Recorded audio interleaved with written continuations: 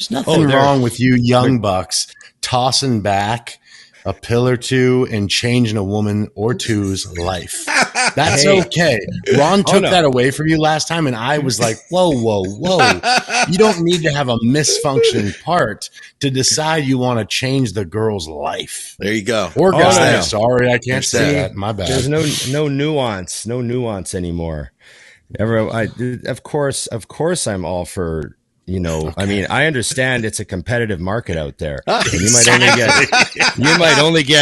might only get one shot with literally with your gym crush, and you got to lay it down. And I understand in today's market with the online options and how easy it is to just move on. You got to Superman up. Yeah, I said he's throwing a little different look at Emily. I never even had a beard till 2012. Ever. I like how you make it sound like that was so recently. Yeah, I never even had a beard since 9 years ago. No, but I was already 30. What? 7 or something. I can't remember. It that you couldn't grow it, or you just didn't want to? Just never did. Yeah, me too. Yeah. I didn't grow a beard until 2 years ago, like ever. Well, I had I tried as a teenager, where you don't really have facial hair yet, and you're like, I think I see it, Right. Yes. Well, I did. Stash. Yeah. I went like a month without shaving several times. Yeah, right. But it's not a beard until you cut the line. Like you have to shave. You have to shave here and do the thing, and then it's a beard. Cheek. Yes. Yeah. Otherwise, it's just you haven't shaved in a month. Yeah. It's valid. So I've done that. Okay. How are we doing today? Fantabulous. Excellent. I took a little 8-minute nap because you guys gave me time. I was like, oh, cool. So I went on the couch. You made time. Oh. You did something with that time. Immediately. I was like, good nap. I'm tired. Okay. Well, I guess welcome to It's Just Bodybuilding. We'll just get right to it. Scott McNally, our producer. Dusty Hanshaw, my co-host. Not producer. I always say, you're both co-hosts, but Scott's a producer. So Scott actually does more work than any of us. Let's just be honest here. He's got 2 titles. I like that. He's got 2 titles. And he's got the come and go as I want button. I do. That's an important button to have. It just leaves. Camera and all. Just gone. Gone. See, there he went. Peace, bitches. This looks like the old show now. The original is just bodybuilding. Just talk from the side. It would be really creepy. Yeah, just not even appear. I don't feel like being on camera today, guys. Okay. Now I messed it all up. See the dance he can do? There we go. There we go. Damn. He's like God. It's like God. Pay no attention to the man behind the curtain. Yeah. Oh, man. Okay. So, like, share, subscribe, comment. Ring the bell. I did a long delay today. I felt it. I was feeling it. That was good. Okay. I got my questions up in case we need them. I know we got YouTube stuff, but what's our topic going to be today? Oh, we should come up with that now. Usually we do that. Yeah, usually we have like a little pregame, but you guys don't know this. We didn't have a pregame. We just went. Because I took a nap. Yes. I kind of have one. I want to talk about it. Yeah, all right. Do it. Fearlessly. Do we, just throwing this out there, do we train too hard? Huh. The fuck does that mean? Well, there's a lot of posts lately about sub-failure training, leaving a rep in reserve. That's how Dusty got to where he is today. He's never gone to failure. I think about all those workouts that I did, all those forced reps, and then I didn't see gains, and I did more forced reps, and I didn't see gains, and I did more forced reps, and I didn't see gains. And then, a year later, I saw some gains somewhere, but I'm not sure if they came from just food or being relentless or what. Probably when you took a break. That's when you started I just wonder, would this progress have been endlessly linear had I, Of course. Left You'd one have been rep in 400 reserve. pounds for sure. Ronnie Coleman is a freaking fraction of what he could have been. A fraction. Right. Of what he could have been. Yeah. Right. That's actually a great topic because I see it a lot as well. And I don't get irritated because I really just don't give a shit what anybody does. I'm like, oh, whatever, do your thing. But here's what I think is interesting about that. And I'm going to go into just arguing overtraining at the same portion. So when I started bodybuilding, if I'm even going to call it that, working out, I only had legs. And I only had legs because I skated every day for hours and hours and hours. And then when I got into bodybuilding and my legs were only touched once a week like everything else, my upper body actually passed my legs. And it got to the point where I was lacking in the legs. And there were times, and I know you experienced this too, Ron, with sports, like I'd go to the rink and my legs hurt when I got there. And you would just train anyways, and you would just skate anyways, and they'd be fine, and they grew. And I wasn't even trying to make them grow. I wasn't eating to make them grow. I just think that this whole, I guess it's very fitting, in my opinion, to the fact that we're just trying to make everything fucking easier. There's an easier way to be successful now. So, and I'm sure there's some science that gets argued on it, because science and different findings, like everybody's, I could show you a study. Cool. I'll show you a study that debunks that one. Let's do this all day long. Right. Go well, here's a little take. So I had someone the other day say, well, Ronnie Coleman, he didn't train to failure. If you watch his videos, there's no one giving him forced reps and all that stuff. And I'm like, yeah, but he trained until his form was shit. And what I mean by that is he would, the first 6 reps of the row were pretty good. And then he'd heave and heave and heave. And by rep 10, he was really heaving. Yeah. So technically he's beyond failure at that point. Just because you're not getting someone's hands on the bar like Dorian used to, where they force a perfect rep, there's other ways to go beyond failure. Right. Had Ronnie kept his form super tight, he wouldn't have gotten as many reps on every set, So there was a lot of stuff where, you can see the form on the last rep isn't as good as the form on the first rep. So, his form is breaking, which means he's training to failure. Like there's no reps left in reserve. Yeah. There's no reps left in reserve to put it in the terms that everyone's using now. So there's lots of ways. And then some people say, oh, Jay didn't train to failure, but Jay was sort of along the lines of Ronnie. There was a whole bunch of sets in Jay's workout where his form would you'd see him doing press downs and then he'd get the last few heaving on him. You know what I mean?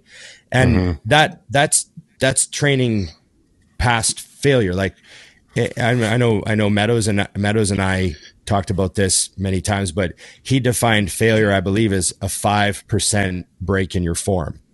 Like if you have to break form a certain percentage to complete the rep, you're now into failure territory.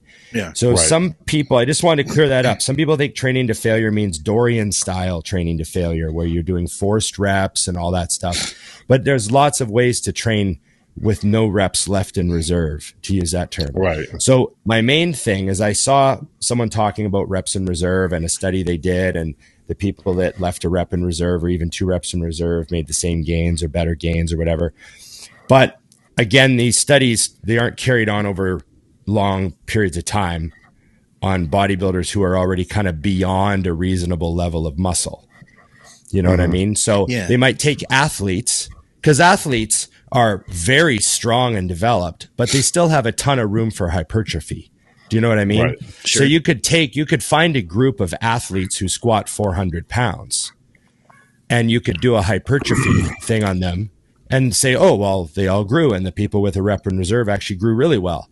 But what about 2 years down the road? Who's growing more than that sort of thing? I have a lot of questions. And obviously we all would have a lot of questions regarding this stuff.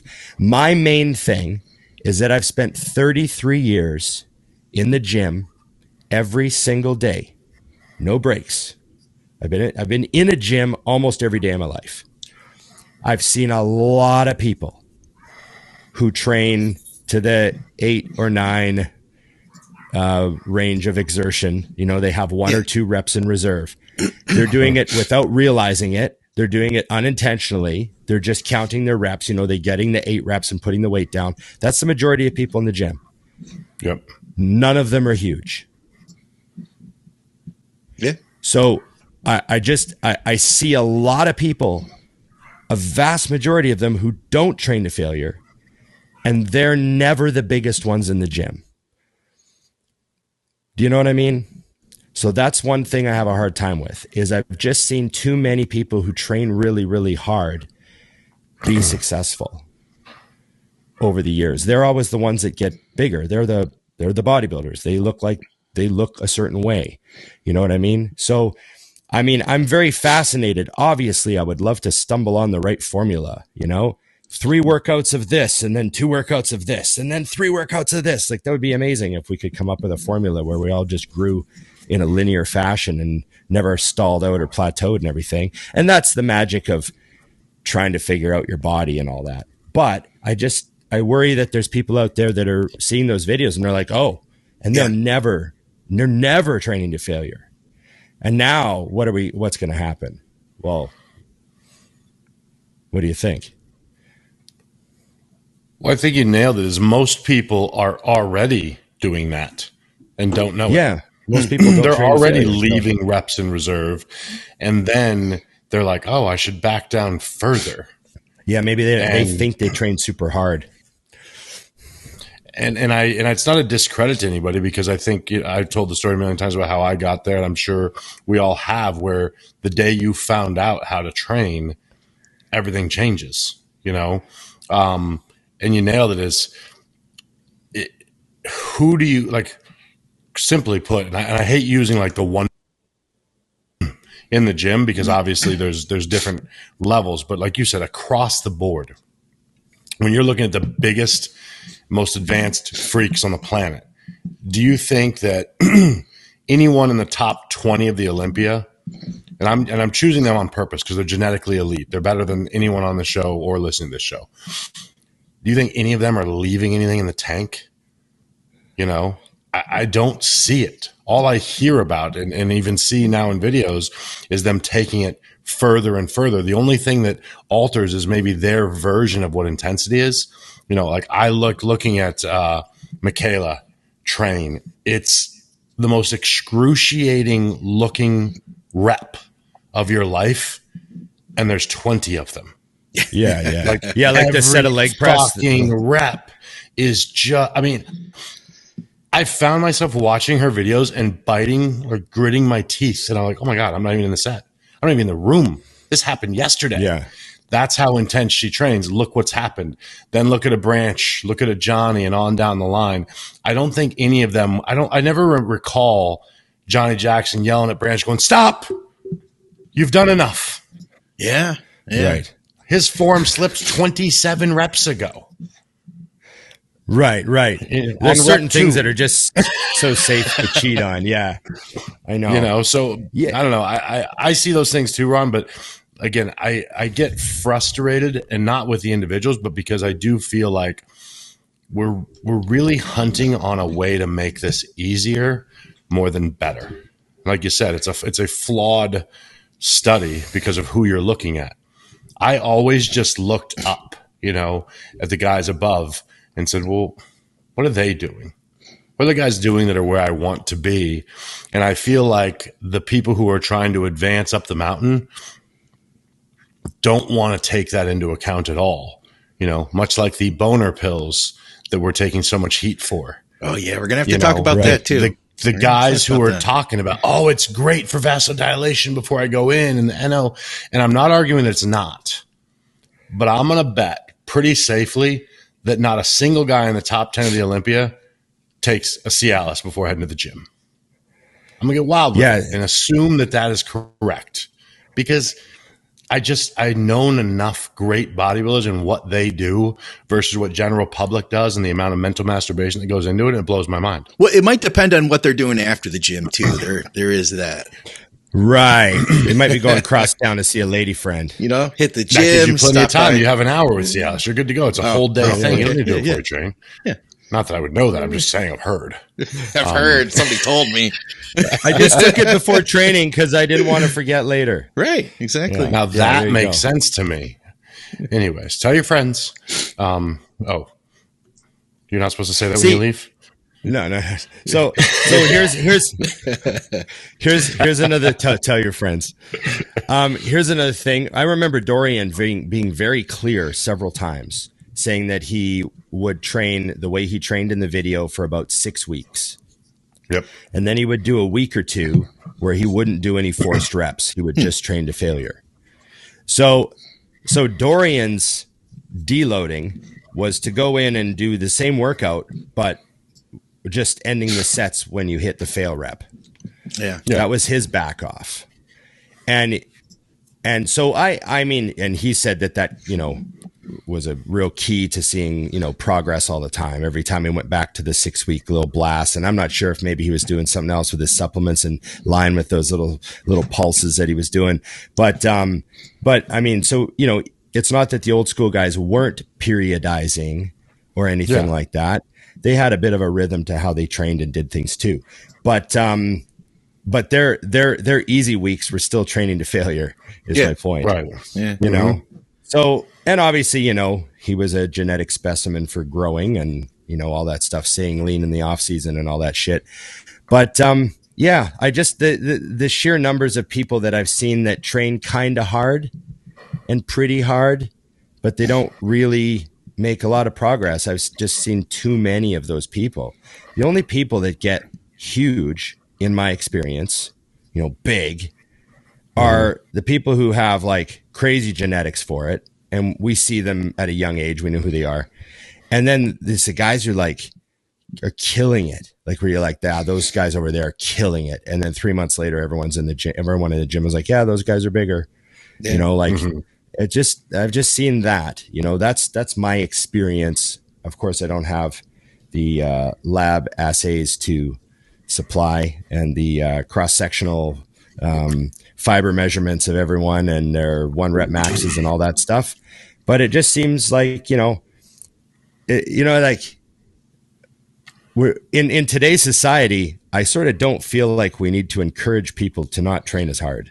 That's the take home right there. Absolutely. You like know. They're already doing a bit of that on their own. We can, if you just leave people to their vices, there'll be days where they don't train very hard. If you just leave most people alone, you don't have to worry about that. So I sort of feel like we're focusing on the thing we don't need to focus on. You know what I'm saying? Absolutely agree. I was going to add too, one of the main reasons that I contacted Dante when I did with DC training back in the day was I read about him, and he was not a naturally big guy. In fact, he was a naturally small guy. He literally was in college at like 150 or 60 pounds and tall, you know, and he basically, at the time, that's when everyone was doing the train for 3 hours a day, but just kind of get in there and train. I'm using the word train loosely. Like they just went in the gym and spent a lot of time in there, and he worked backwards and said, well, wait a minute, maybe there's a better way. And the reason I bring him up is because, again, what I look at is when I can see someone like him who created many monsters that weren't monsters to begin with, you know, it's not really, it doesn't blow my mind. For example, when I see Chris Aceto take a Sean Roden to the next level, I'm like, oh, that's phenomenal. But he was also Sean Roden.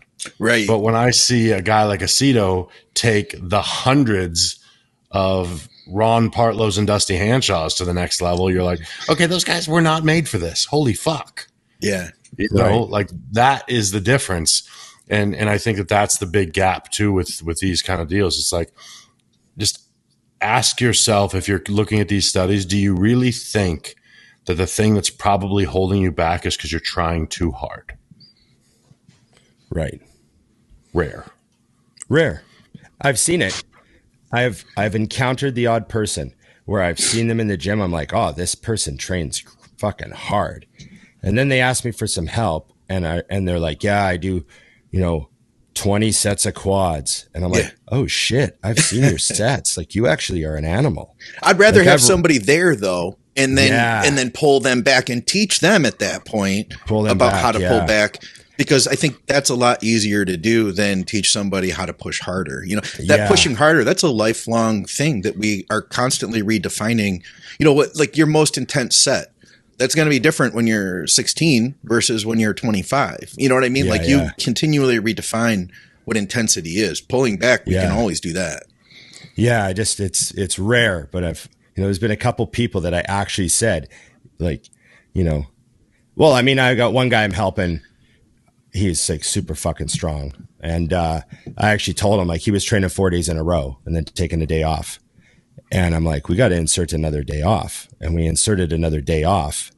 And he's been growing. He's like the strongest he's ever been now. And he's bigger.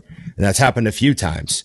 So when you get a hold of someone who trains properly, proper badass hardcore training, like I've never backed one of those guys off on his training intensity. I've added another day off. Right, because the training is always something I felt you had to do hard. It's you could add more rest days to open up the time window of recovery and all that.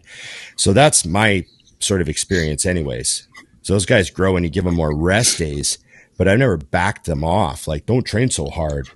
Quit trying so hard. Yeah.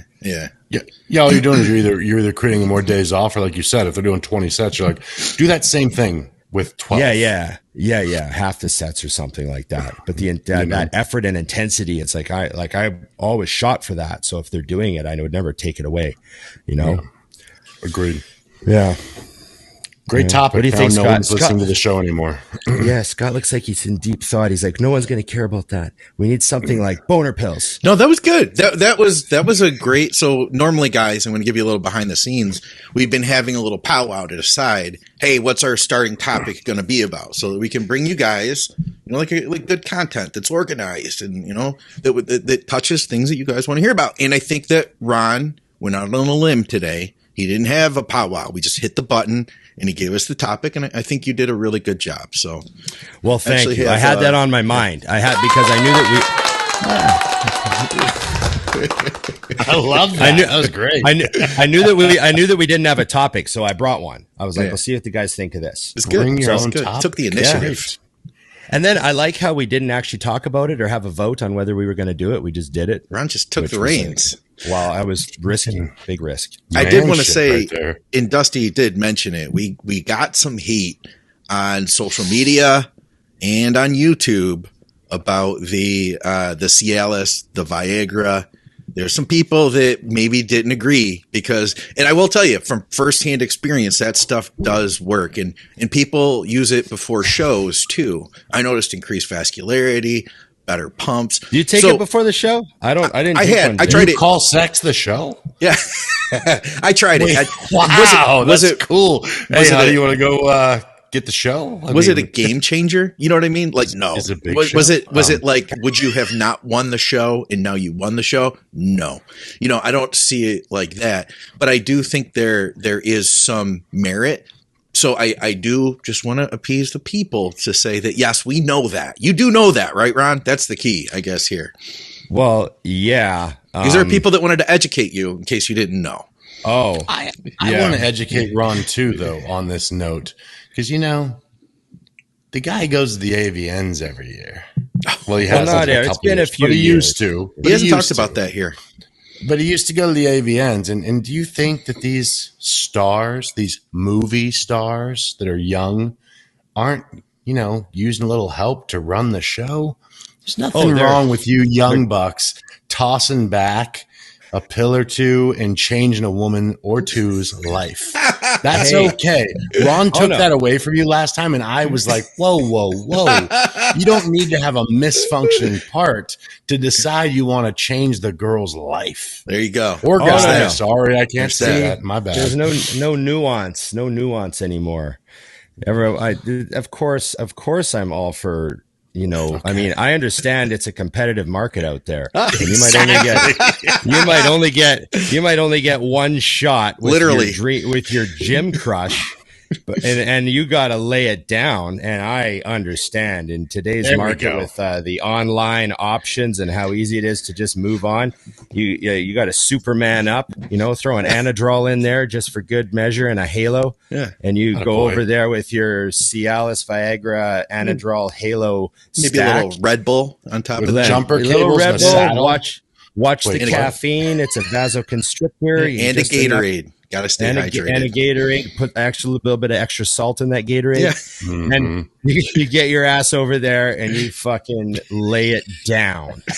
I understand.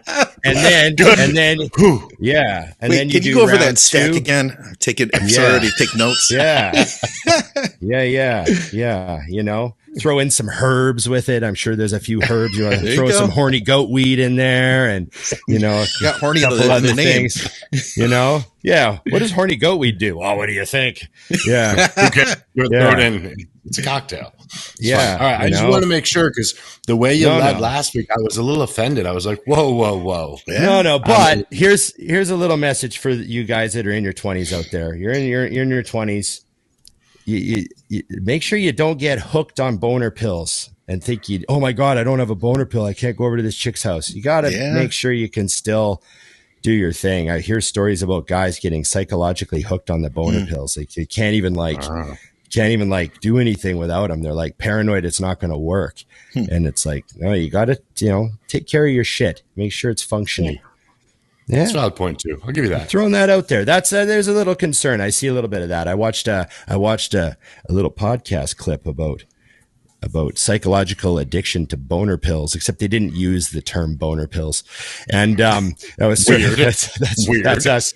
So yeah, just I'm just saying, don't get hooked on boner pills. I'm shocked they didn't call them that. Wild. Yeah. All right, there we go. Now we've completely derailed everything. You're welcome. But it was really bothering me, Ron. So I'm glad to know that you're understanding. No. Hey, okay. I've done the Vegas throwdown too. Atta boy. You gotta, it's going to be a long day. You're like, listen. Well, there's a little bit. 4. You know what the thing about? Here's the thing about a Cialis when you're in Vegas is you don't know. You don't know if it's not going to be like till 1 a.m. till you get back to the room or not, right? And you don't know how many drinks in you are. You might be back to the room by 10 o'clock. You might be back to the room by 1:30. You're just not sure. And you just want that week coverage on the weekend. I get it. Yeah. It's a blanket, really. Yeah. It's a daily blanket. So I just think that when you get to the point where you're crushing up Viagra and snorting it in the bathroom, I think you're a lost cause. There was one other thing I wanted to throw out there. Dusty's like, no, I do it all the time. I put it in my eyes, but whatever. We had this scammer that was commenting on all our stuff. Their name is Inbox Me, Think Big Bodybuilding Media. And they're asking people, they're saying, hey, you won a contest. You were selected. Contact me. They want you to hit them up on Telegram. They're going to ask you for money. They're going to be like, you want a prize? You just have to send us money and we'll ship it out. Guys, if we ever do a contest, we're not going to ask for money from you. So if you got a message from them, I did delete the guy, but if he comes back or whatever, just know if you win a prize, you'll know you won a prize and you won't have to pay shit. Yeah. We're at the point now where you should know to ignore almost everything that's offered to you online. Yeah. Right. And requesting you. If anyone asks anything of you, hey, I need a favor. Hey, can you send me can you send me your phone number? Can you just whatever people ask? Even if it's your mom, could be hacked. Yeah. Just fucking ignore every request of you online. None of this bullshit is real. Yeah. And I feel so bad for people getting their Instagram stolen, some buddy that they do really know contacts them and says something. They're like, oh yeah. And then they click a link, and the next thing you know, their Instagram doesn't work. And yeah, I feel bad for that, but I just stopped clicking on links. I've even told fans have sent me links to stuff. When the link picture pops up, so you know what it is. Yeah. It's actually a website, oh, hey, take a look at this guitar. I'm like, oh, I know this is a real link. But if it's just a link in your Instagram, don't touch that. Yeah. Don't fucking touch it. Just tell the person I don't open links. If it's a real friend, I'm not opening links. I've had to say that. I have fans send me stuff all the time. Fans of the show. They're like, oh, check this out. Check that out. I'm sorry. I don't open links, man. Yeah. No, I'm not clicking on anything you send me. Send me a screenshot of it. Yeah. Don't send me the link because I'm not clicking it. There you go. Yeah. I just wanted to save some people because I actually had somebody reach out to me and they're like, hey, I'm on Telegram right now and I'm trying to get a hold of you. I'm having a problem with the system. And I was like, whoa, hold on. And at the time I was already making a post to let people know. So I hope he didn't get anybody. And if we do ever do a contest, which we are going to do contests in 23, we'll say it right on the show. If you win something, you're going to know, I'm going to say it. Oh yeah. Yeah. Ignore everybody. Everybody's a scammer and a loser and a crook. That's my advice. Yeah. It's good advice. Yep. Can't say that one though. I think it was you wanting to beat the guy up that got us demonetized. Oh, cool. So I can say cunt. Good. I don't think it was cunt. No. I had literally, it took me like 40 additional minutes to edit that segment last time. So I'm not going to do that again. I'll just start. I was laughing chunks so out hard of the show. because every time we said it, I'm like, Scott has to go in every single one. It was fun and it was funny, but it's not something I could do every day. Only once. Only once. Yeah. Okay. Well, do we have YouTube questions? We got some YouTube questions, don't we? We do. We've got a bunch, actually. I'll start here. This guy had an interesting one. He says, let's see, which one was it? There we go. This is from JM15. He says, all you guys are great coaches with years and years of experience. If any of you were approached by a top-level open athlete like Big Rami, Nick, Hunter, Hottie, would you work with them? Why or why not? Would you feel more pressure than you feel with your athletes you currently work with? It's a good question. Great question. Yeah, it's a good question. Everybody always says, oh man, if I was working with Rami, I'd do this. You know what I mean? It's easy when you're like, what do they call that? Like, they call it like Monday morning quarterbacking or something like that. Yeah. There's also a lot of bullshit that comes with some of those guys at that level. Yeah. So, you talk to Chris Aceto about what it's like dealing with guys, certain guys. Like, when you deal with certain bodybuilders, you also have to put up with their manager sometimes interfering in the coaching experience. I've heard of that sort of stuff. And like, is their wife involved? Is she in there telling you what to do? Getting like some of these guys at the top level, there's like a bit of baggage that comes with helping some of these guys, and not the names you said, obviously. I'm just saying, I've heard stories from Chris and Chad and guys that told me that, some guys just then, Chris has said no to like some amazing bodybuilders. Oh yeah. Yeah. Yep. And it's just because all the time, maybe they jump around coaches too much. He's just like, what's the point? They're just going to do one show with me and then probably jump. And then what, then I look like an idiot. So they just say no. So sometimes there's a lot more, like people think like, oh my God, if I just coach this one guy, his genetics are so good that he'll look awesome. And then I'll be on the map as a great coach. But, coaching at that level, there's also a lot of other shit involved. Like now you got to travel. Like if you're coaching guys for the Olympia, you have to travel to the show. You have to, maybe you got to go to another pro show during the year. Maybe you got to do other stuff. Like there's, how much of a commitment is it going to be to do this? So there's a lot going on. It would all come down to the relationship. And I mean, obviously if somebody at a high level asks you to coach them, I'd be, interested in talking. Sure. You want to have a chat. Why are you coming to me? Like that's a question I ask a lot of people. Like you have to have a reason. Like what's your reason? Sometimes their reason is really good, So yeah, I don't know. There's a lot more to it than just, I got a guy with good genetics. I'm going to look like a fucking super, super knowledgeable coach. There's a lot more to it. What's their blood work like? You got to request blood work from guys at this level. What about you, Dusty? I was going to say that I would, depending on the person, I would do it. But here's the difference. I have never had this huge aspiration. Like when I got into coaching and kind of made it a second income, I never had aspirations to start training guys for the biggest shows and become like the known guy. I like helping people who like are getting started or advancing. And they might, I've got multiple people turn pro and things like that. But I've never had desire. Like I've never ever in my entire life walked up to someone backstage at a show and been like, you should work with me. I could take you further. Mm-hmm. Like I don't reach out to anyone. You call me if you want to work with me and that's it. So there's not a huge aspiration there. And like Ron said, I would want to know, because at that level, my question would be, why has it not worked in the past for you? Because when I see somebody who's consistently missing, I do think to myself, especially because I've seen guys who are like, I didn't work with Chris Aceto. He wasn't paying attention to me. I'm like, I know everyone's ever worked with Chris, and he is just shy of insane at how closely he watches you. So that's not true. Like, where does it lie with you?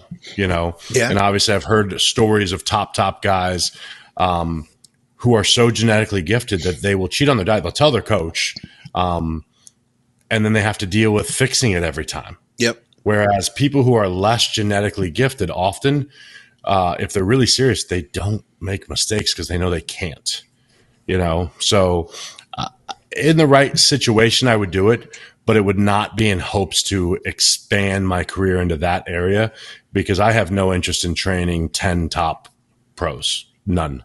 Yeah. I will take 10 soccer moms over 10 top pros in a heartbeat. There's a lot of noise that comes with training guys at that level.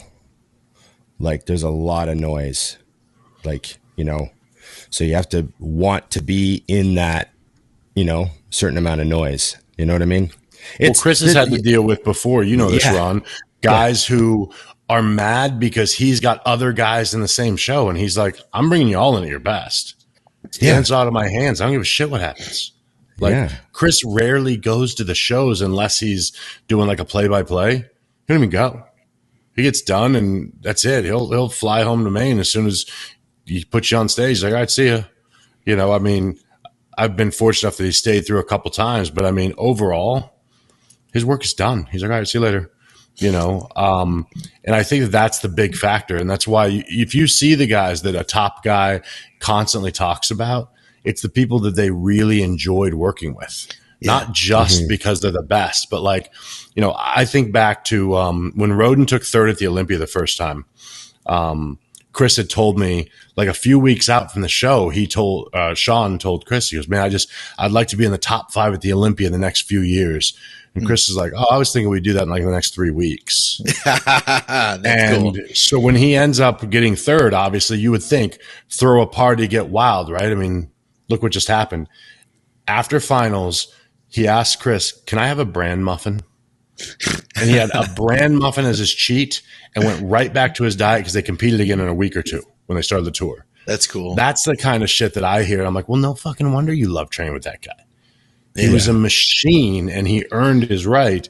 And you got guys that, can't stay on their plan the day of the show, let alone after they take third best on the planet. Yeah. They can't send you pictures. You're like, where are my pictures? And they're like, I was kind of tired this morning and, my wife wasn't around. There's an app for that. Right. Right. Yeah. Another thing too, let's just get this out of the way. If a client says, my girlfriend wasn't around to take pictures, they're just irresponsible. There's an app for that. I've heard that too many times. Yeah. I'd agree with that. I would say this, and I think you touched on something, Dusty. Part of it is a personality thing. Would we jive? Would that person and me jive? As cool as it sounds to be like, oh yeah, I'm going to coach Nick Walker this season. Would we actually work good together? Because I think that is the biggest part of it. A lot of people can get you in shape, but do our personalities actually work together? And do you like the dieting style that I use? Some people, because you can do it different ways, right? You can, some people will have I won't get into that, but you could do it a lot of different ways. And do you like the particular way that coach diets? Do you like the way they communicate? All that stuff, I think, is part of what makes a good match. And that obviously that goes at any level, right? So I would think, let's say Nick Walker is like, Scott McNally, you're the only person to coach me for the next Olympia. I'm like, well, Nick, we would start in the off season. You know what I mean? I'd be like, let's trial it out. You know what I mean? Let's trial it out in a time where it's not quite as important, it's not detrimental, and see how it goes for a couple months. And if it didn't work out, then you could change it up. But I agree. I can say that Victoria has to deal with the personality stuff and the management stuff a little bit more than I do, because she does work with big name people. I can't say a lot of them, but and some of them, and these aren't the people that are the personality people, but people like Steffi Cohen and DLB. She's known as working with them on their health stuff. And people at that level, they do have, like you said, Ron, those big communities of people. You might not even talk to them. You might talk to their assistant. And their assistant is filtering all the stuff through. So I could see how that could be complicated. And the thing I've noticed is the better somebody is, the bigger their personality is, or the bigger their personality gets.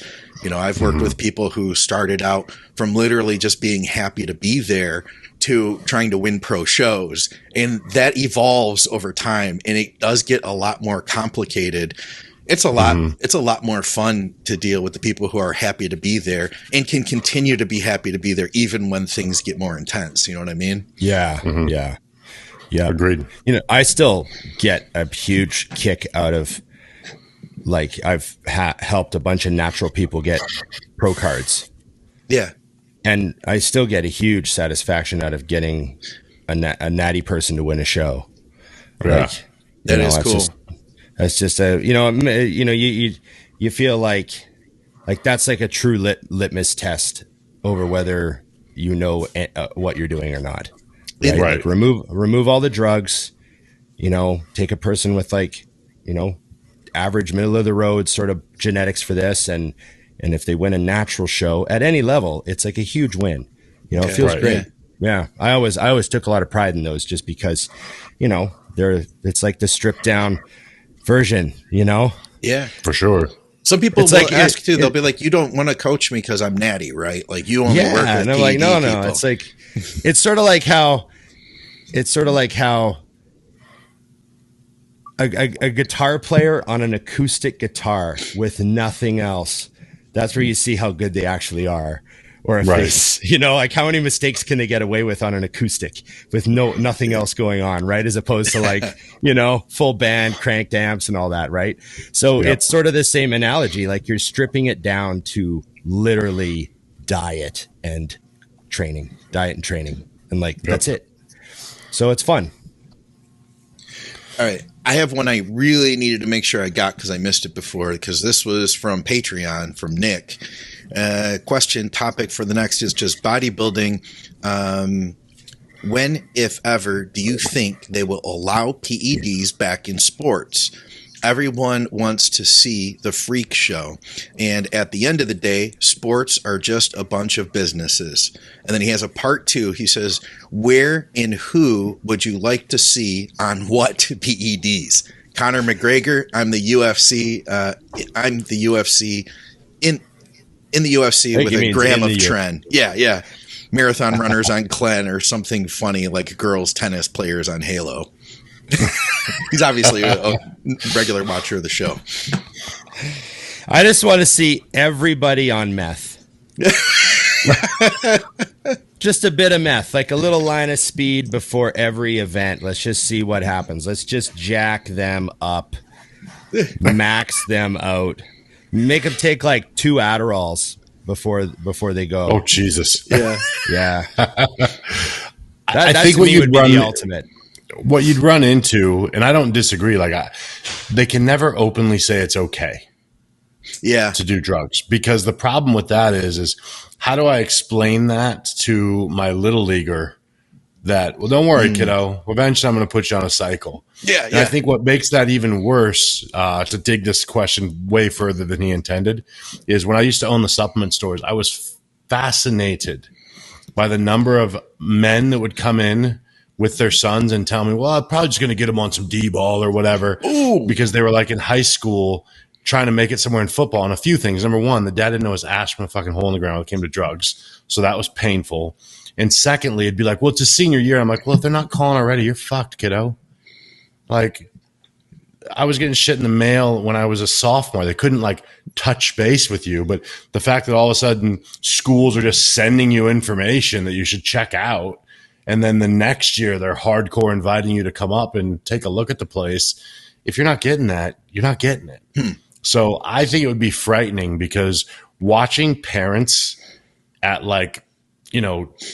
kids level at sporting events is comical to me, because I want to walk out there and be like, none of these fucking kids are going to make it. So just fucking relax. Relax. Your kids suck. That one kid's dad can still yell. Everyone else shut up. Yeah. The rest of them make sure they do good at school. It sets me off because of the fact that what really should matter for kids is what they learn for life from sports. Yeah. The fact that if you work really hard, there's payoff. Also, the fact that sometimes you work really hard and it still doesn't fucking work out. Or you get screwed and it doesn't work out on a bad call or whatever it is. That's truly the point of sports. And if we started pointing out that drugs were just prevalent, it would become a serious, serious problem down the lines, because I know enough dumbass parents that would be like, oh, well, the kid just needs a little drugs and we'll be fine. I'm like, no, your kid sucks. Yeah. He sucks. Drugs won't fix it. Like, I've taken a ton of gear in my life and it's not going to allow me to hit a ball out of fucking Fenway. So I still suck at baseball. Let's not worry about it, But that's the only reason I see it not happening. But I do think if you know anything and if you've worked with athletes like we have, drugs have never left sports. Yeah. They're just getting better at getting around them. They just got to be cautious now, and that's it. But anybody who thinks that all of these athletes are just natural now, you are nuts. I would like to see my main thing is I want to see all the recreational drugs taken out of the test. I know there's, weed has been removed mostly, but I also want to see coke taken out. I want their lives to be roller coaster disasters that are super entertaining to watch. And they still show up to fight. You know what I mean? Like, the guy where like he got arrested 2 weeks ago and he was in jail and then he's still at the event and he's about to come out for his fight. And you're like, oh, I got to see this. He's got a lot to be angry about, Yeah. I still want the chaos. I don't want them suspended or anything. I still want the DUIs. I still want all the chronic shit that happens with some of these dudes. And I still want them to compete that week. Yeah. Take it out in the ring. That week. In their moment of crisis, I want to see them in a championship fight. Well, I think we saw a lot of that. Didn't John Daly essentially do the majority of his career right? drunk he did that in some way? Yeah. I assume they weren't drug testing golfers back then. Not that he looked like he needed a drug test in the sports type of way, but definitely a legend. Drugs. Definitely drugs, a legend. Yeah. Check this out. Absolutely. So in the Think Big Facebook group, there was a conversation. Somebody asked, do you guys think that Conor McGregor is on steroids? And of course he is. Somebody posted this. This is a side-by-side transformation, let's say, of him. And this is, you can see the years here. So 2015, then 2021. He's more than 170, number one. Then 2022. So, could you do that? Let me ask you guys. Let's go from 21 to 22.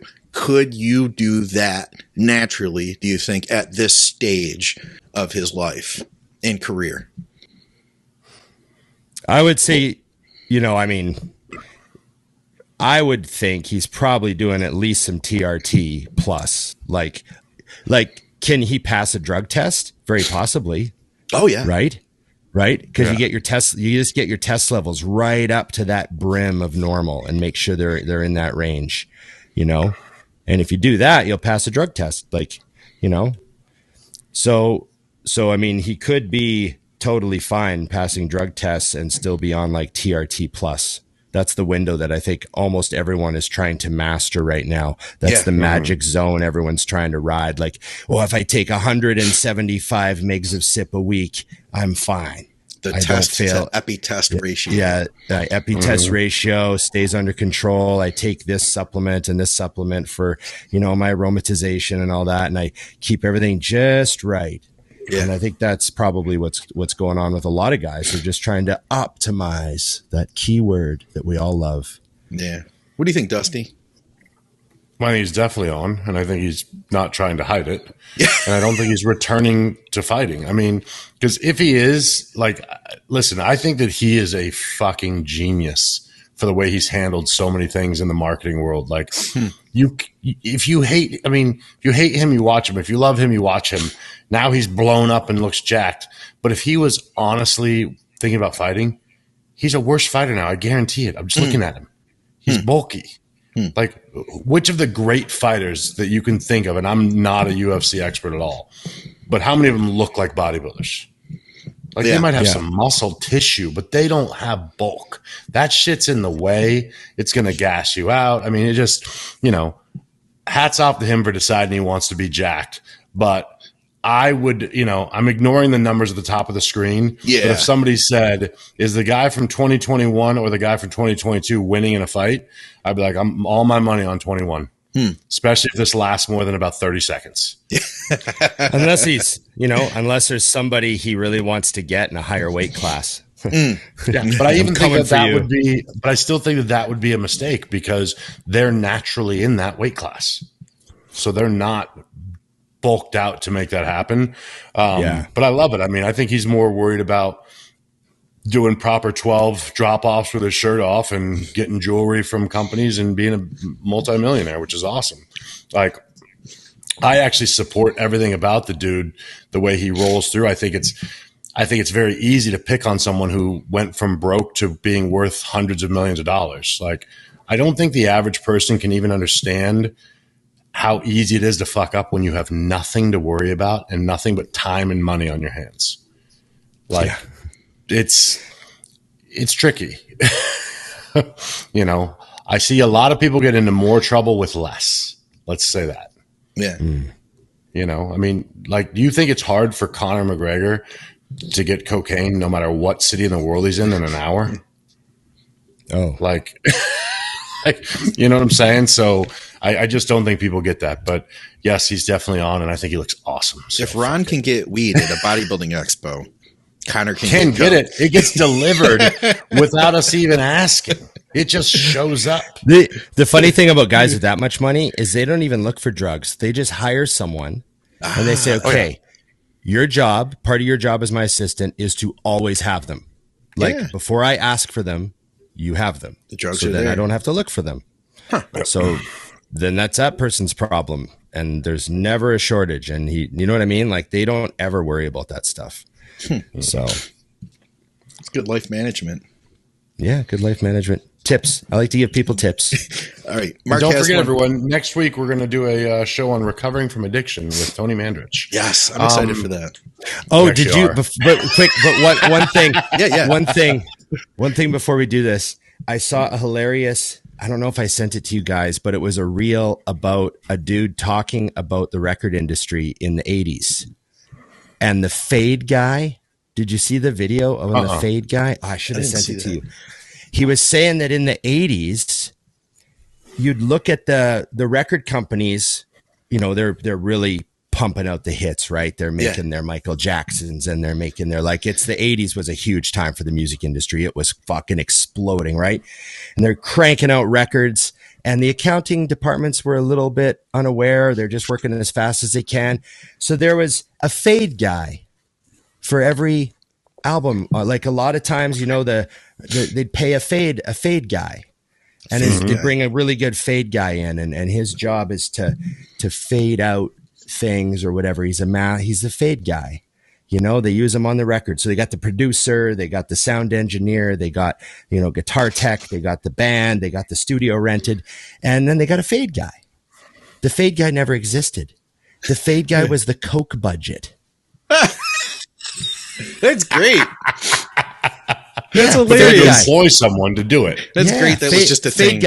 Fade guy, $15K. Oh, that's nothing. Album only costs $100,000 to make. Fade guy was $15K. It's nothing. Boom. Yeah. You need a fade guy, or else the album just stops. You know, each song just stops without him. There's no fade guy. That's amazing. There's a Coke budget. Yeah. But they couldn't write down $15K for Coke budget. That wouldn't work. Yeah. They got to keep the band happy, right? You get the big band in the studio and you just want to keep them just keep them in the studio. Working. They don't want them running around looking for their own shit, getting in trouble. Just keep them there. Keep somebody on them.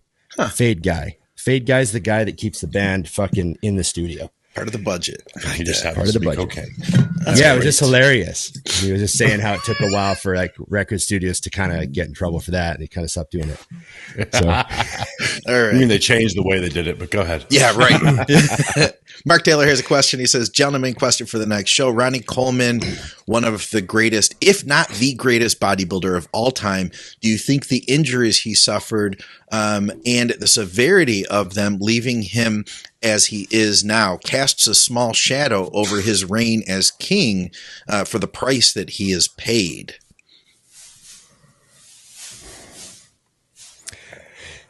I mean, I never really thought of it that way. Never crossed my mind. I just sort of see like it is what it is, you know? I think, I mean, there's speculation and I don't know all the facts, but from what I've heard and read and seen in movies and then stuff that Ronnie has actually said, a lot of his issues came after the first rounds of surgery where he, had those weak bolts put in, but then he was training too hard, too fast, and kept breaking shit, and things kept getting worse. And so I know there was a bunch of that came afterwards, after the initial surgeries, I mean, I just don't think that way. Like I say, like, you don't want to regret things too much, because if you didn't do them, then your whole life would be different. So, it's hard to say like, oh, had Ronnie held back a bit or whatever. I mean, it's an impossible game to play. It's kind of a waste of time.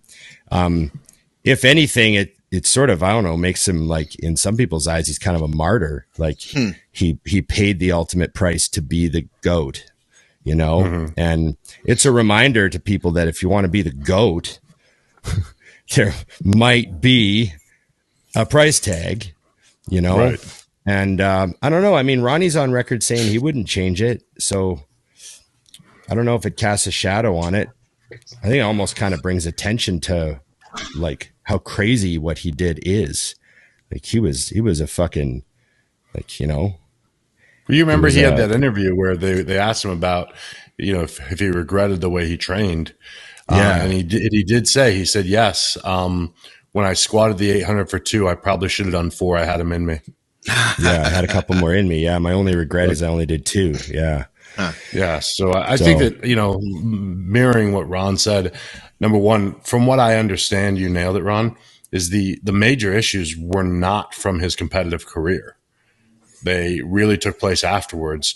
And it is what it is, like you said, because I think at the same time, I mean, you could say the same thing looking at, does Tony Hawk regret breaking his hip or whatever it was recently? Like, he's already a multimillionaire. Why is he, skating big air ramps and all this shit still? He didn't even think about it. Yeah. Just in his DNA. Yeah, that's just what they do. So, no, yeah, I don't know. There is. I mean, if Ronnie would have stopped after 4 Sandows, he would have had what, 98, 99, 2000, 2001. So then Jay would have been Mr. Olympia for 7 years. Yeah. He would have been okay. Exactly. Jay would have been okay with that. He would have taken that. Yeah, for sure. You actually go. This is what's interesting about that, though, Scott, is Jay's. I do not believe that Jay would be known for what he's known for now if that would have happened. That's a good point. If he'd have just walked away, he would not have the fanfare he has now. In fact, by the 4th year he won, everyone would have hated him because everyone hates a winner. Yeah, right. Yeah. And it just rolls. I think the fact that he was the only one bold enough to chase him down and verbally say, like, I can beat him, when everyone else was like, can't be done. Yeah. I really do think there's something to be said. I think a lot of times we like to imagine that something is good or bad. And in my opinion, everything just is what it is. Yeah.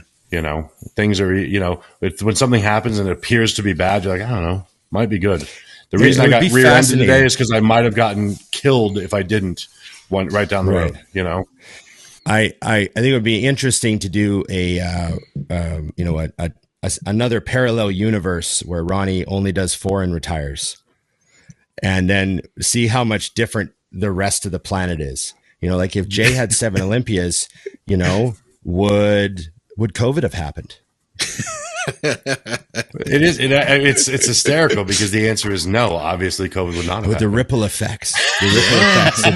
Jay having 7 Olympias would have transformed everything, like it's. Or we find out that like absolutely nothing changed, and then we realize just like how valuable no one cares about bodybuilding. Right?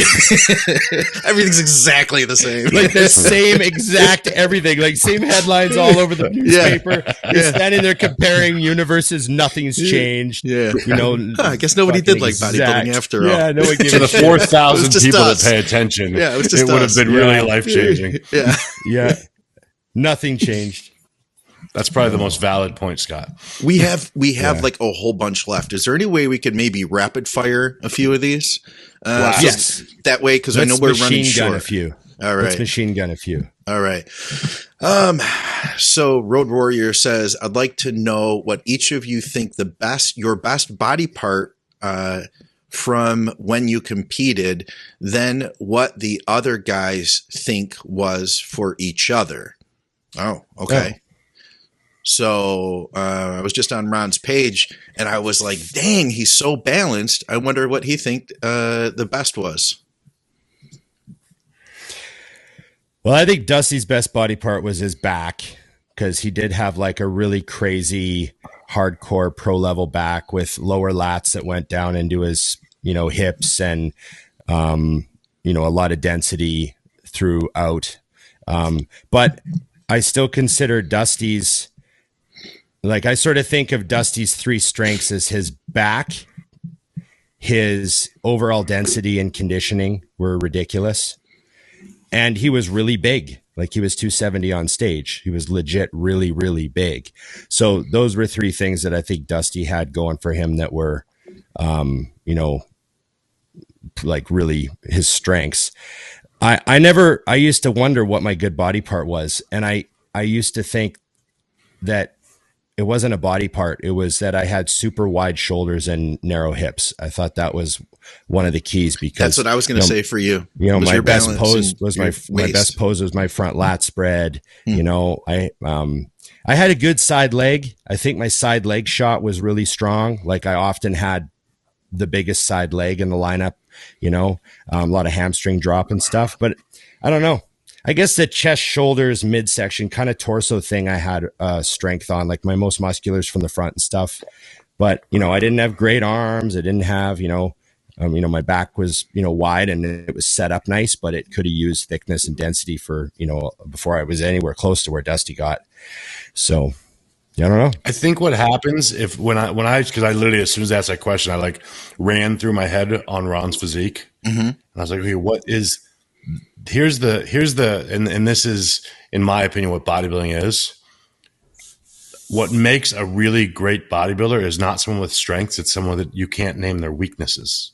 So when I look at Ron, I'm like, okay, what was terrible? And yeah, he said, oh, my arms were weak.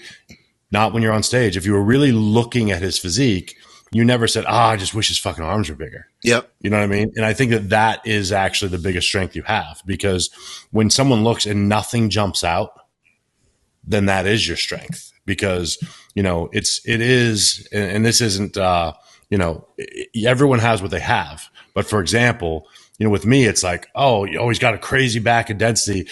Too bad his hip structure is so fucking wide. I mean, there's just no way. You can't ignore it on stage, because once you're in trunks, you just see everything. You're like, that is the end. And that's okay, because you only have what you have. But I think when you really look at guys that they advance, those big flaws start to disappear, But if I was going to name something, to me, Ron, it's exactly what you said. It was shoulders straight across the pecs, like all the way across. It was just big and thick, because a lot of people have wide clavicles, but it's only the really, really guys that just stand out super wide, where you're like, okay, they have wide clavicles, but then they have so much slabs of meat on top of it, like a Jay Cutler, like a Derek Lunsford, where you're just like, it was insane before the muscle.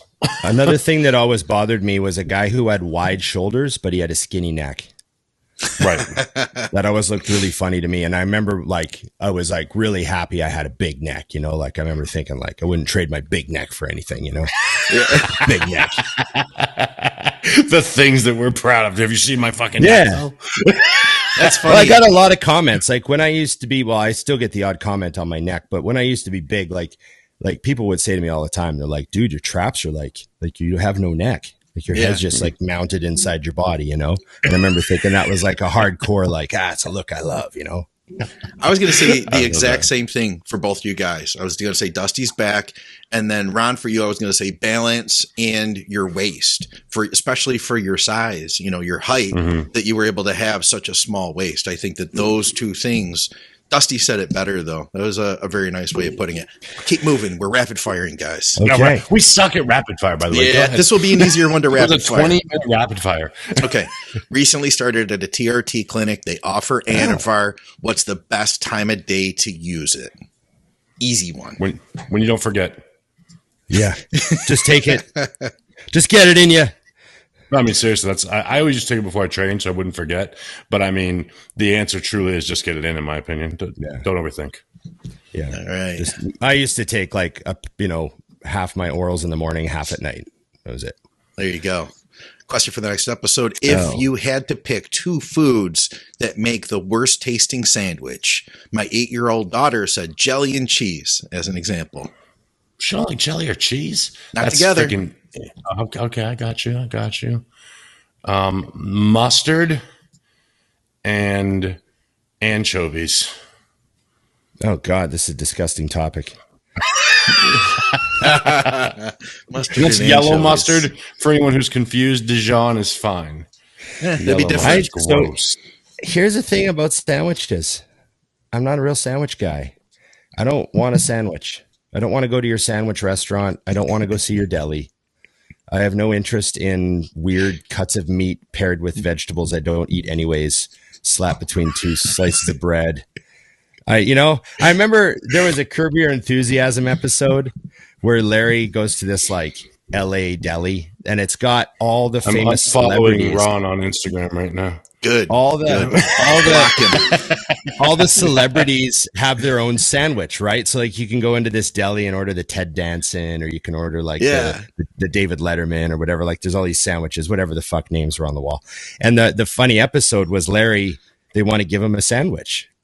And he's like all happy. And then he comes in and his sandwich is it's white fish with like some weird sauce on it. And he's like, I don't want that fucking sandwich. I don't want the Larry David. No one's going to order that. And he's like trying to complain to get his sandwich changed. And there's this huge like ordeal. That would totally be me. I'd be like, I don't want to be, you can't have fucking fish and mayo on it. Fuck, that's disgusting. Like I would be so upset.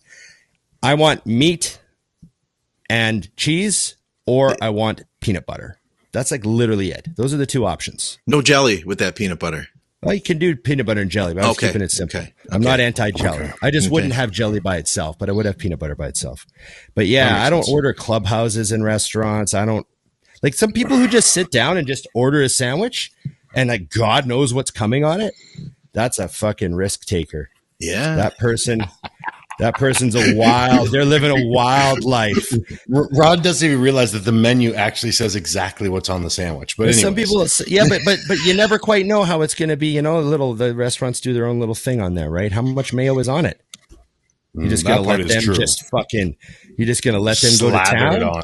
I like when they give you the little cup of it and you do it yourself, Very skeptical on sandwiches. Not an investment of my time or energy that I want to make. You should see. Do you know what he gets for a burger? Do you know what Ron's cheeseburger is? What is it? Favorite cheeseburger. What's it? What is it? Go ahead, Ron. Tell him all the ingredients on your cheeseburger. Well, I usually ask for 2 patties. Yeah. With cheese and barbecue sauce on the side and nothing else. Okay. Huh. I would do the same thing up every time. Do they really? They fuck it up. They put like they're just randomly. There's like tomato and a lettuce on there. I'm like, he literally said, "Don't put anything on it." Yeah. As long as I could pick a tomato and lettuce off. Who eats lettuce? I don't get lettuce. Fuck lettuce. So I could pick that off, but it's when there's I'm so good at this. And I hate mayo. Okay, go ahead. Next question. All right. It's all things white. Go ahead. We got one more. I'm not going to read the entire top there, but basically he's saying that he thinks that we should do a whole home gym favorite machines, brands, models, stuff like that. But specifically, he'd love to hear about machines that we really like for a fly, either a flat or an incline, and a chest supported row, or another row variation for a home gym. For fly, I would just do a cable where I can put a bench in front of it and do an incline fly off the front of it or stand, because you've got space issues. So to me, the smaller fly or the smaller cable stacks where you got 2 sides, those are game changers. I can't remember what's the brand, Ron, that go all the way to the floor and all the way up. They got the red lever that can turn in and out the degree of the angle and all that. You're doing like a 2 cable stack, like a free motion. Yeah. Which one is it? The free motions, they go all the way down to get one of those and get a bench and you're good to go. Because I think if you start getting into like a fly machine in your house, I mean, how big's your fucking garage, dude? Yeah. Like it's great. Like it's nice to have a pec deck because you can also justify it that you can do rear delts on it. But if your square footage isn't that great, a double cable stack is just going to be magic to integrate into a home gym. All right. How about a row machine then? He had that one as well. chest supported row, he said. Yeah. Well, he said either a chest supported row or another row machine in general that we would suggest. Yeah. I would say if I could only have one back machine in my garage, it would be a cable row, because you could do a lot with it. You know what I mean? But a chest supported T-bar is super cheap. They're easy to move. They don't weigh anything. You know what I mean? Just narrow. You know, they're just, you can usually get them like, you know, in a tight space, and they just operate like in, you know, a real straight, narrow path. Yeah. A front loaded one, you know, obviously, you know, some load from the side, and they're like kind of a pain in the ass if you got space issues. But yeah, I would get a chest supported row or a seated cable row. Those are like the two most versatile. I agree 100%. I think there's even cheap ones. Like that's a machine that I could see getting a cheaper version of. Like I think Titan Fitness has one, and it's probably like a couple $100 or something, you know, and that would be good enough for a home gym. Another thing too is like, I know that we see these crazy gyms that have commercial equipment in them. Like Scott has an amazing setup. You have an amazing setup, buddy. Thank you. And obviously, like, you know, we go and train in Braden's house sometimes and have fun at the compound. But I think most people have to remember that home gym equipment, if it's just them using it, they should be okay. You know, they might think that they need a commercial machine because they train hard, but the commercial machines are all about endurance over time. You know, a lot of home gym stuff is made pretty good. There's a lot of pretty good home gym stuff now. It's just that it won't handle, you know, 20,000 hours of nonstop use. And that's the difference. If it's just you using it, you should be able to get away with, like, I know during COVID, people bought all those Smith machines with the double stacks, like the ones, Chinese made ones. Yeah. And a lot of guys said those were fucking fine for them, man. They were squatting 4 plates on them and everything, you know? So, you know, do what you can. All right. I think that might be it. I probably missed something here, but I do have one question I wanted to ask you guys myself. And that is, what is one thing that you weren't scared of doing as a kid that you are scared to do now? I heard this on a radio show, and I was like, I want to ask the guys. And I was thinking they got answers like, you know what? I didn't ever think twice about standing on a balcony, like at a hotel or, you know, high level or something when I was a kid. But now I start thinking to myself, like, if this thing were to give, you know, I'd fall. Right. You know, things you didn't think of as a child, but you do now, that kind of thing. I can think of 100 of these. Yeah. Like 100 of them. Like the most basic thing I can think of is once, and this was, I remember when it happened, I was doing a photo shoot and it was at a loading dock, and they're like, okay, come down here now. And I was like, I can't just jump off a fucking loading dock. Like I had to sit down and like scoot down the edge and like plop down because I was like, something will fucking snap. Yeah. Like, so you just alter the way you think of every little thing. I mean, because when you're oversized, like, okay, this is useful for one thing and one thing only, and that's bodybuilding. Yeah. So yeah, but I mean that's the most simple answer right there. So yeah, I literally remember the guy watched me sit down and nudge my wife, Donna. It's okay. I can admit to this. She gets embarrassed for me. That's funny. I would say that food stuff is one of them. Like as a kid and a young bodybuilder, it would not even cross my mind to not eat a whole liter of ice cream before bed every night. Like why? Why wouldn't I do that? I want to. And I have a liter of ice cream, so I'm just going to eat the whole thing, and I'm going to put some cookies in it and mash it up. Like I would, man, people don't realize I ate a liter of ice cream every fucking day for like years and years and years of bodybuilding. And didn't even occur to me. But now if I ate a liter of ice cream every night before bed, I'd be like, oh my God, am I going to shit myself in the morning? Am I going to like, how fat am I going to get? Are my legs still going to look good in the morning? Am I going to fart a lot? Like what's going to happen? Like, that's not a good idea. I don't want to get fat. What's my blood work going to look like? You know, what's my blood pressure going to go to? Is it going to elevate it? Like I should check this out. Like all these questions happen in my head now that I'm older, you know? Yeah. So that's so valid. It's that sort of thing, you know. I used to eat, like, I might order a pizza after leg day, and then the very next night, my other buddy might say, hey, let's go eat. And we go out and we wind up eating another pizza. That was just life as a bodybuilder when I was young. Sure. But now I'd be like, oh, I ate pizza 5 days ago. I have like a certain amount of like junk food I eat a week, and I'm going to wait till Sunday. I might order something, Yeah. So yeah, mine's like health and, blood work related and taking care of myself. Yeah. That's great. What about you, Scott? Now I need to know yours. I can relate to the balcony thing that I heard the guy mention on the radio show, because I feel like I don't trust shit that could break, like I'm going to put my life, even like crossing the street. I don't trust that cars are actually going to stop. You know what I mean? When you're a kid, you're just like, oh no, cars stop because it's a red light. Walk lights on. Yeah, exactly. And now I'm like, yeah, no, cars miss that all the time. They go right through it. You know what I mean? Everyone's looking at their phone, listening to Just Bodybuilding right now. Exactly. So stuff like that, or even like getting on an airplane, as a kid, I'd be like, oh, it's so fun to watch it take off. And now I'm like, the statistics of us actually crashing are very low. But technically, by me being in this plane right now, I am more likely to crash and die than I would have been had I not been in it. That kind of thing, Yeah. Getting on the freeway, the number of people that just are doing stupid stuff now. If I have to rely on somebody else with my life, I'm worried. That's what it comes down to, That makes sense to me. Right. It does. Yeah. And where's the gun? Yeah.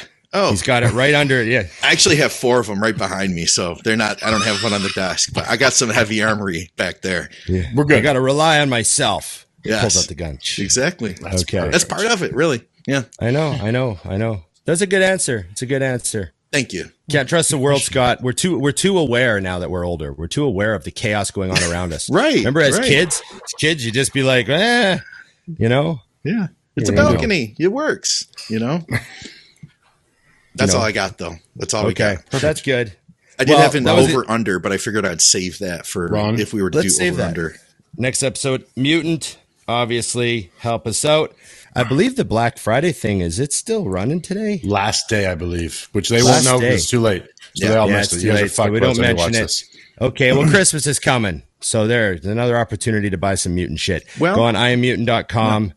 Dusty20 and Big Ron 20 are our codes. Use them at your own discretion. And you get 20% off. Just throwing that in there. That's why the number 20 is in the code. Okay. And thanks to them for supporting the show. And remember to like, share, subscribe, comment, and ring the bell.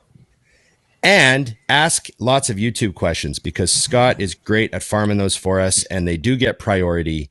So we want to keep that engagement high. And remember, there is a Patreon that Scott has set up for the Think Big channel, and that helps the whole channel.